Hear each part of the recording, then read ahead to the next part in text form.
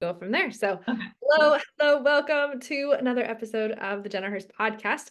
I have Supriya here with us today, and I just want to say thank you for leaping in and creating with me and just being in my ecosystem. And I know it's been a little bit of time that we're like finding ways to connect. I'm just grateful it's today. I just been seeing you create content, showing up, doing the thing. I really see you showing up on the internet consistently, which is something that I'm always envious of just the gift of consistency and really working for it. Like consistency I've found is not something that is just like it takes something to create. And so I see you doing that and would love to hear what you're up to on the planet and how you're changing the world. Yeah, absolutely. So I'm a intuitive chakra alignment coach.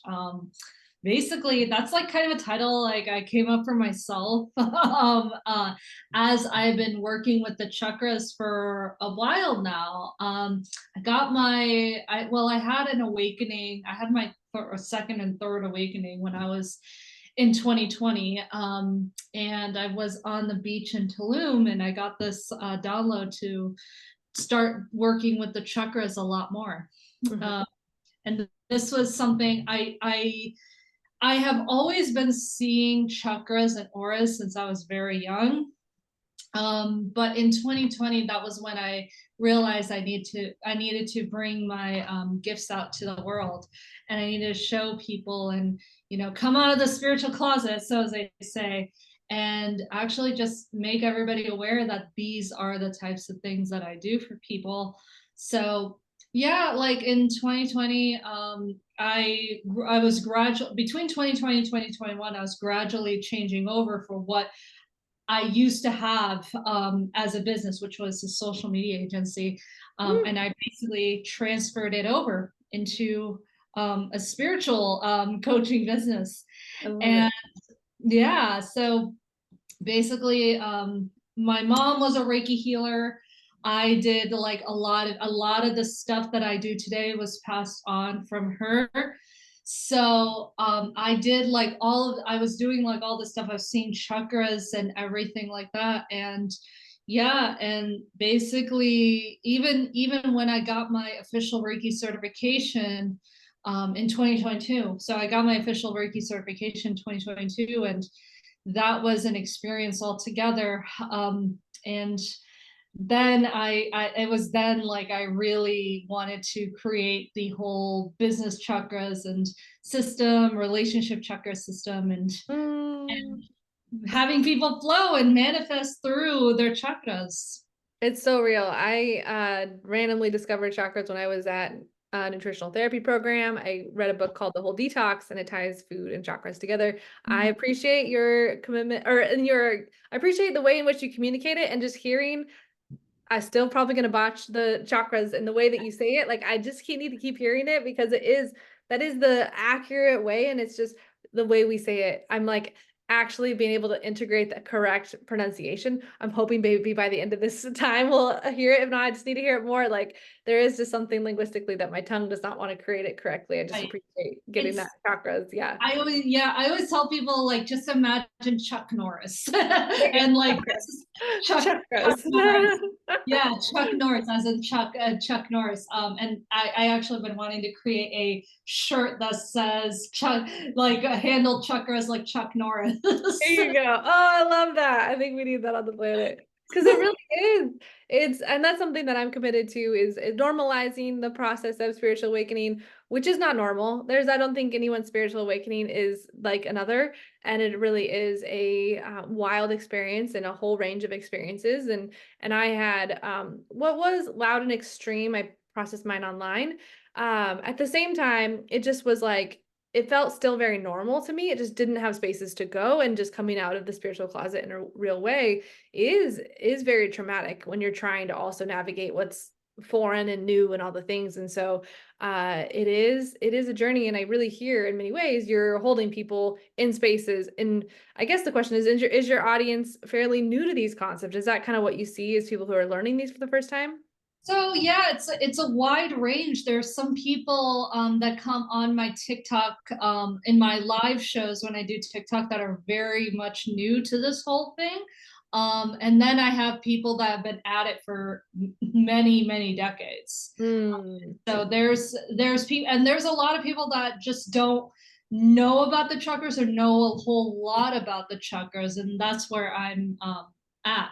I go and I educate people on where the chakras are and what and how they work. And you have chakras in like each part of your body, and like there's like over 150 to 200 chakras in the body in itself, and they're connected to all the nadi, that's what they call it in the body.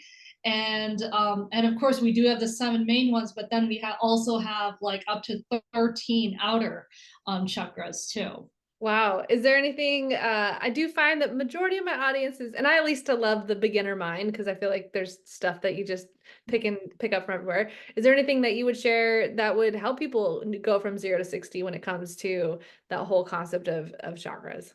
Oh yes. So actually, one of the things that I do see chakras too, by the way. So whenever I see somebody's chakras, and most of the time, I want to say almost 80 to 90% of the time, I almost always see the lower chakras blocked. And that is due to the lack of grounding, so earthing Mm-hmm. in the body. Mm-hmm. So if you're trying to figure out which chakra is blocked, I would say you might need to start by looking at grounding or earthing yourself into the earth. So there's things like there's common blocks like money blocks, right? Money blocks, or like what I like to call foundational blocks, home, shelter, things like that. That's all root chakra. Sacral is like your divine feminine, your womb energy. Mm-hmm. A lot of people who have experienced sexual trauma have that is like it's really, really blocked. Mm-hmm. And the solar plexus, that's confidence and worthiness. Mm-hmm. That's I always find that those are the ones that are blocked as well. That's the most commonly blocked. Also, heart chakra. Actually, it's not so much closed off as much as it is explosive in the body. I Mm-hmm. actually see it go from the heart all the way, sometimes even to the arms, is how I see it towards people, which Mm-hmm. means that they're overextending themselves. Overextending their heart, overextending what they're doing. Mm-hmm. And to me, when it's overextended that much, they're allowing there's a lot of energy leaks and the most likely chance of energy vampires Yeah. in that. I feel that there's two things that show up. The concept of blocked or unblocked, or that concept, because I just don't have a good understanding of like what makes something blocked, what makes something unblocked, and how does the average mind understand that? Oh yeah, like so whenever you're blocked, you like okay, so I'm gonna do like root chakra, for example. Money. Like some people's like they'll be like, I don't have money. Well, that's a really common, and a lot of people call that money mindset block. To me, that's more of a root chakra block because that like when you're talking about money, that affects a lot of stuff that you would consider in your foundation. Mm-hmm. Um, that would be your bills, the bills that need to be paid to survive, the survival mindset, Mm-hmm. um, and things like that. So if you have like these mindsets of I don't have enough, I never have enough, um, things aren't coming to me as I really want them or how I would like them to, or with sacral, these I'm not processing the emotions correctly. That's actually a very big sign of a big sacral chakra block. Mm-hmm. Not being able to digest emotions. A lot of anger and anxiety are in the root and sacral. And then so if someone has a block, what do you do when you're like, I'm blocked in those areas? So processing emotions, so if we're talking about sacral processing emotions, you would do a chakra meditation, which is what I always do. There's actually a really good one on Meditative Mind, that actually does a seed chakra chant. So there's one, the root is lum, the sacral is vum, the solar plexus is rum, the heart is yum. and the throat is hum. The third eye is and of course, source, or what I call the source chakra, or crown chakra, that is om, or you can just be silent in that. You can do, there's a quick 20-minute one that you could do. It's the meditative mind one. I'll add it down below. Yeah, yeah. Definitely, definitely. I'll add that, and it's a really good one. And then what you have to do is you have to go through each one and then go to the one that is blocked. So if you have a sacral that's blocked, you have to go through each one, then go back to the sacral, for each and every one. Now, the other thing that you can do, a polarity is like a really big thing with the sacral as well. So feminine communication, being in the feminine mind, divine feminine, things like that.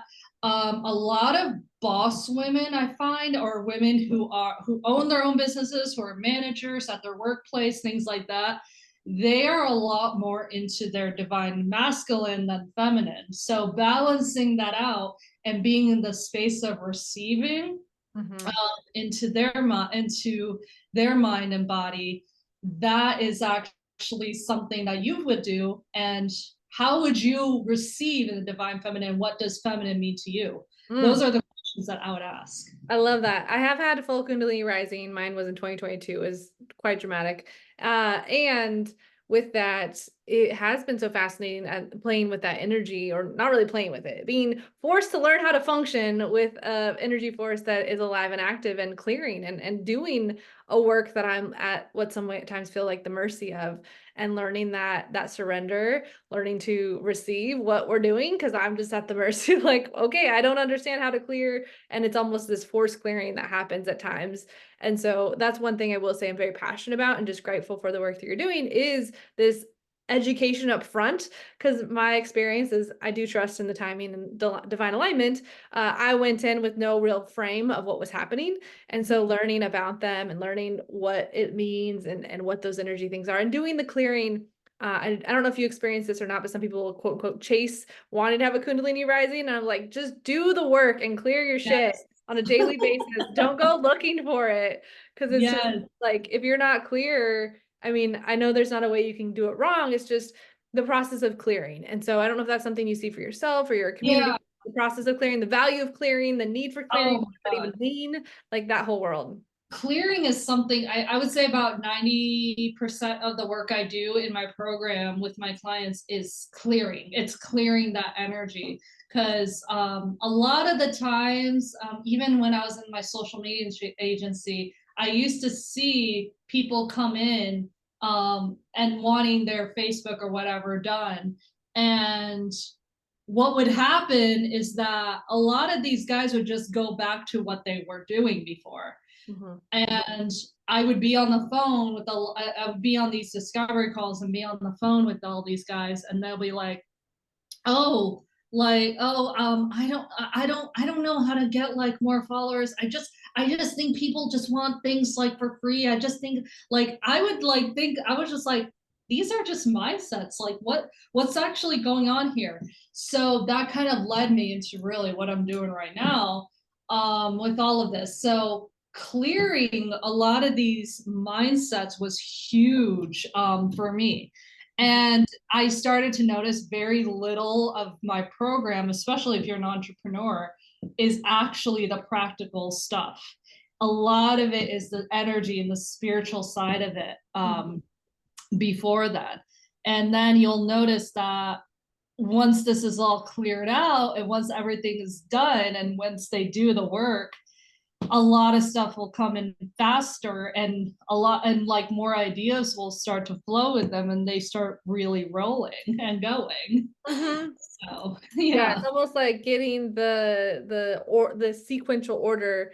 And I do see that. And that's one thing for me with chakras that have been so powerful, is that, and actually my brain's buzzing as I say that, is the biofeedback. And I think that's my passion in all of this, is when you do gain the awareness, you do begin to understand the feeling, and you get to feel where like, oh, I'll be like, oh, I can feel my heart space is opening up when I say that. Like you can begin to feel these what before was invisible to you become very real in your body, and that journey from going from non-awareness to the awareness of the energy systems, like I can feel it, like even I have like the whatever my back chakra, I don't know what that one's called, I can feel that so much, or Yeah. like the ones at the back of my Yeah. neck, like I can feel those at certain times with certain conversations in certain places, and it's like I would have never known that was a thing until having this concept. And it is, I'm very reluctantly woo. And it also is like, it makes sense to me too. So I'm trying to make it make sense for those that might be reluctant.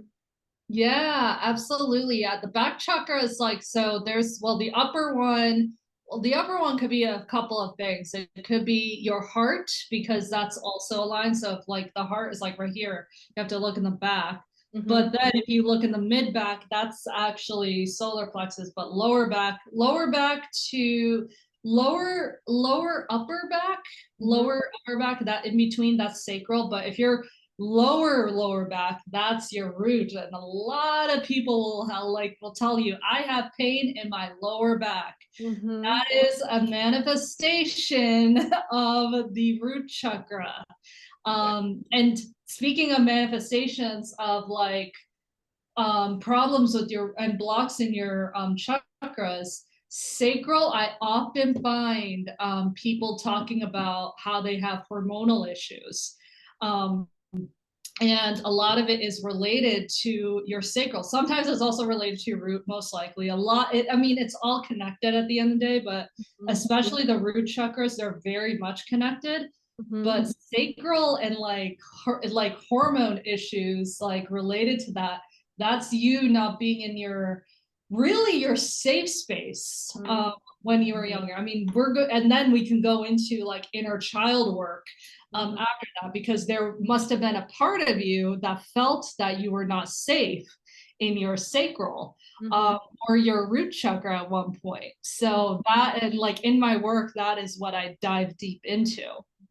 And I really see, I mean, the concept of body keeps the score, and these things are experiences that do have long lasting energetic impact to us. And those centers, I would say, in reflecting back, is like that's where we can listen to understand the neurology and beliefs that are programmed into those centers. What's in my heart, what's in my gut, and there's proof scientifically of neurons in your brain, neurons in your gut, neurons in your heart. Like there are these intelligent pieces in the wisdom centers of your body that we just don't get taught. And it is tricky, I find, because people like yourself that are going out and educating on these centers, it is this like normalizing it and making it feel comfortable and safe, because it's almost like the root trauma of safety.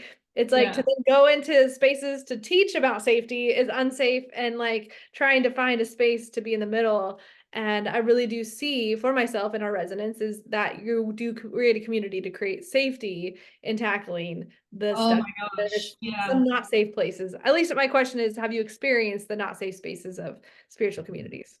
Oh yeah, absolutely. The not safe spaces. I grew up a Hindu, Mm-hmm. Orthodox Hindu. So which is, it's not as the religion itself is actually not as restrictive as I should say, as maybe Christianity would be. But there is still that dogma religious aspect. I mean, I know I grew up a meat eater, which is not as I heard it was not the norm. Mm-hmm. Um, if you grew up a Hindu, you're most likely a vegetarian. But it's so funny because I am now practically a vegan now. So yes, I am the black sheep in that way of my family. I am the only like person Mm-hmm. that is almost a vegan. I do eat fish, Mm-hmm. but that's it. So I don't and there are more Hindus coming out like saying that they would rather eat meat these days. But in Hinduism, you're really not supposed to eat meat. Mm-hmm. And of course, there's a caste called Brahmins, which are really restrictive. You don't eat meat if you're a Brahmin. But it's so funny because there were days like the full moon religious days that were considered God days. So Mm-hmm. you don't eat meat on those days, like full moon. Because in Hinduism, you do a full moon ceremony and you Mm-hmm. don't eat meat those days. So things like that, you like the lunar cycles are huge in Hinduism. Mm. So things like an eclipse, I know we had that one big eclipse a while back, the super Mhm. moon eclipse. Yeah, yeah. Um, so that eclipse, an eclipse like that, you are not supposed to go outside. You are not supposed to look at the eclipse. You're not supposed to go outside. You're not supposed to do any of that because that is considered like that's when the dark magic, I guess, like comes through in those eclipses as well. But so there's all sorts of superstition, but when you ever see the Hindu gods like Lakshmi's a huge one. I see that a lot in the new age community. Ganesha is another one. Kali is another one that I often see in the new age community. Like my mom used to do a Lakshmi puja, like back in the day. Back in the day, she used to do it, and she actually used to put money. Like I had no idea that was an abundance ritual that Oh, she did. uh-huh. It was straight up an abundance ritual, you know. So a lot of these things I do take from Hinduism, Mm-hmm. but yes, there are some things that a lot of people, it's almost like they got separated from what that religion's supposed to be about because they don't think what I do. There are some people that don't think what I do um, is actually a part of Hinduism. Is actually a part of any of that. They just think that you're a witch, you know, you do all this stuff, like, and all of these things. So there is that sort of, I don't know, that sort of stigma Mm-hmm. attached to it. Um, I would say I do live in the deep south. I do live like near Atlanta, so I would say there's much more of that. A little bit out here, not a whole lot. Of course, as you get more into actual Atlanta, you won't get it as much at all. But I just remember networking with somebody and I was on a Zoom call just like this one. I was on a call like just like this one. I explained what I did, and she pretty much her face like went like her face went super serious and was like, "I'm a Christian and I work with Christians and I would not be able to refer you." And like ended the call right there. So that was interesting. That Yeah. was interesting. But yeah, I don't ever I don't get a lot of people like that. A lot of people like are much more open Mm-hmm. to that. And it does take a certain amount of being brave. I think it helps because I think my like being accepted in my family helped a lot Yeah. more on my spirituality. But I understand like there's a lot of people that don't have that support of the family. It's so real. I appreciate you saying that because it is a real thing. There is Mhm. dogmatic belief that if you show up in a certain space with a certain belief, it's like, and nope, you're not existing for me. I'm gonna block, delete, you're going away. And this desire and cry of my heart that in many ways that to show what is these universal test of times aspects we all can relate to, and just because you express in this one way doesn't mean that you are not worthy of being a human, doesn't mean that I have to practice in that way either. And how can we come together and have a conversation that for me just serves a higher good? I really see for me staying in a space that we're all human together, we're all trying to function, and many times we are at the impact of energy and we don't have a language for it. And it is much of these Eastern traditions that have been talking about them for a very long time. So they have these long history of experiences that can talk about because they have been talking about it where we just don't have access to that here. I will say though, in Eastern traditions, like a lot of the stuff, I mean, take yoga for example. Yoga is a really good example for all of this. Yoga, there's like 50 different types of yoga that I don't think anybody really knows about. Mhm. I just got attuned in I got attuned in Kriya Yoga. If you don't know what that is, Kriya Yoga, you actually have to go to an Indian temple to get like attuned in it. Mhm. So I got attuned in Kriya Yoga.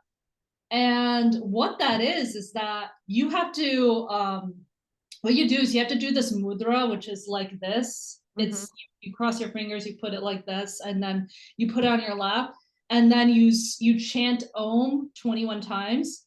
Then you take deep breaths for 14 deep breaths, and then you go into your Ajna chakra, third eye chakra, and you basically imagine that it's opening, and that's how I interpreted it. Imagine that it's opening, and then you sit there breathing into like silence.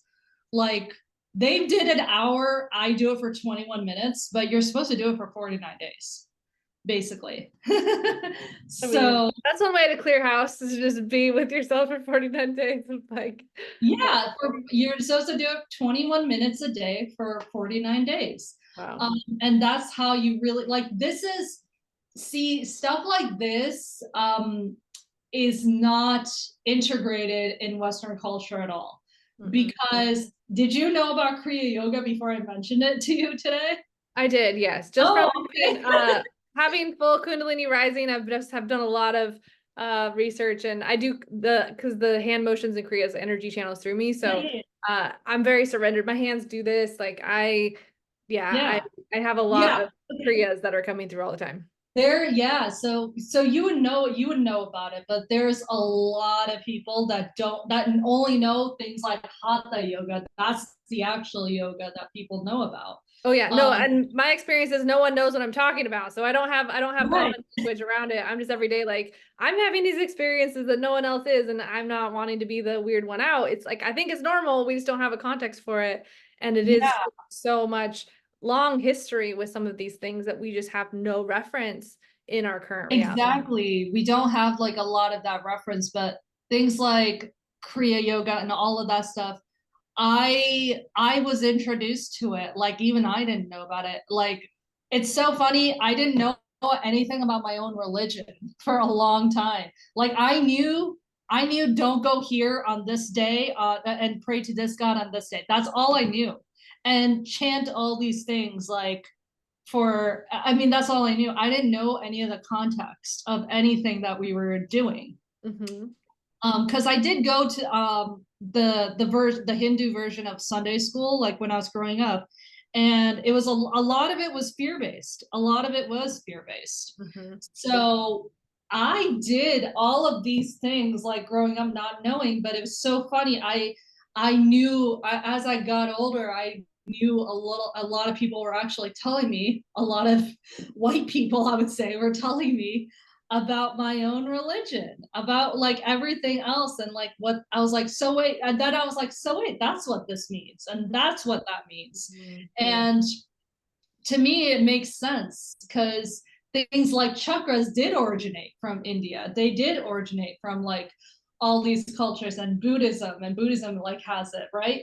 But nobody really talks about like what they do talk about it in the text, but nobody actually talks about it. If you go to a temple right now, if you go to a Hindu temple right now and ask somebody praying sitting next to you, what are the chakras? They'll give you some sort of answer.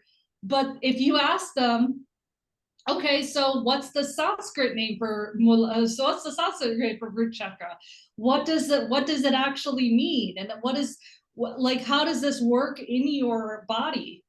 They couldn't tell you. I'm telling you right now, they wouldn't be able to tell you because nobody really has that answer for And you. do you feel like we're making it up in some ways of like creating language for like not making it up like nothing, just like actually concreting it into reality right now? Yeah, absolutely. Like here's the thing, like when you see about the chakras and when you learn about it, a lot of it makes sense. Like root chakra is your foundation, but it also makes sense that it's on your spine. It's on the base of your spine. It's literally your foundation.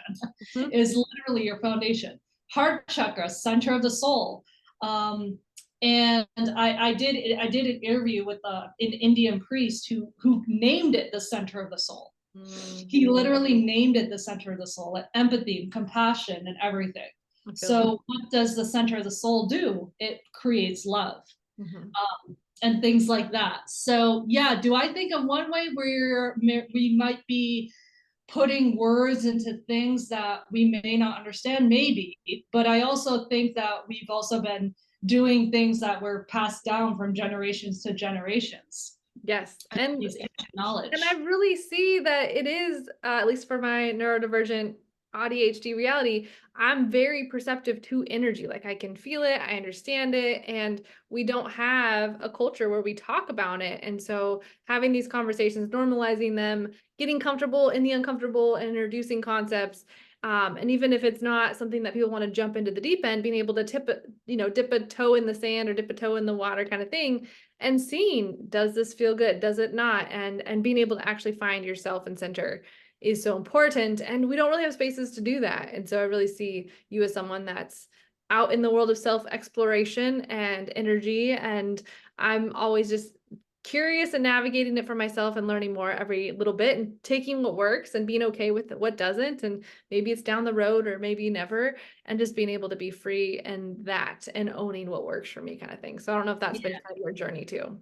Yeah, it has been. It has been for sure. Like it's owning the part of myself. That's like the stuff that I actually had to come into recently, owning this part Mhm. of my own energy and my own being, and owning our and owning who we are and owning who we are. That's I think that's like the thing that I took away the most from this whole like experience of like learning about the chakras and like being around energy and like healing people, like owning who you are, owning Mhm. that you have all these things Yeah, within I you. have a responsibility here, and this is what I'm choosing to do with my time. I feel that fully. And so I will say, as we we're around the 6 minute mark. Um, how do I want to say it? I would love to know. A, I'll have the links down below. B, I know you show up on TikTok and social media, and for people that want to dip a toe in or get started or take their practices further, you're someone they can lean into and explore with. And so what's a best place to find you? Any structure that they can fall into? I know you got your Facebook group, and just the Yeah. constant place of inviting people into sharing is so powerful that I see that you do too. Yeah, I do have my Facebook group called the Sacred Boss Woman.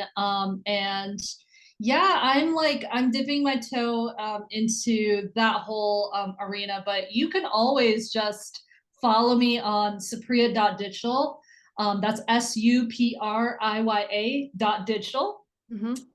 Every that's I'm on TikTok, Instagram, Facebook, and well, I am on LinkedIn, but I don't really use it that much anymore. But yeah, I'm on all those different platforms. You can always get my free course. I do have a free course called Switch the Energy of Your Life. So fun. Yeah, it's called Switch the Energy of Life. I also have another course called Switch the Energy of Business. Both of them are free. Wow. Okay. I'll link them down below. Um, Thank you for that offering. so for yeah, absolutely. Yay. Cool. Anything else you want to leave the people with? I like to leave it on this note too of like, if you were to send one text message to every single person in the world in the charge of having to be a world changer and staying empowered and all the things, anything inside of that, the text message you'd write to tell the world. Oh gosh. So the text message I would write to the world is that pay attention to your energy, because your energy is yourself and it's all about what you pour into your energy. And Mm. when you pour into energy, it attracts out into the people that you reach out and creates that ripple effect. I feel that fully. I'm gonna be taking that in too. And just again, I say often, from coming from a very codependent religious cult background of just like, I have no self, I'm bad and wrong, learning how to be a self and learning my own energy and dancing in that space. It is messy for me personally. And I just appreciate you being someone who's that whole purpose of, it gets messy, but we can clean things up and we can start over again and play with the energy and learn to be able to actually be with it. So thank you for playing in the energy with me. Thank you for your contribution. Thank you for showing up and being a world changer. And just again, I have to just give a nod. Your consistency, I truly see you show up so consistently. And just thank you for inspiring me to do the same, and just the way you're Oh, changing world. I appreciate it. Thanks for leaning in. You're the best. And just, yeah, again, all the links down below. Have the best Friday, and we'll talk soon. Yep. See you Thanks. soon. Bye.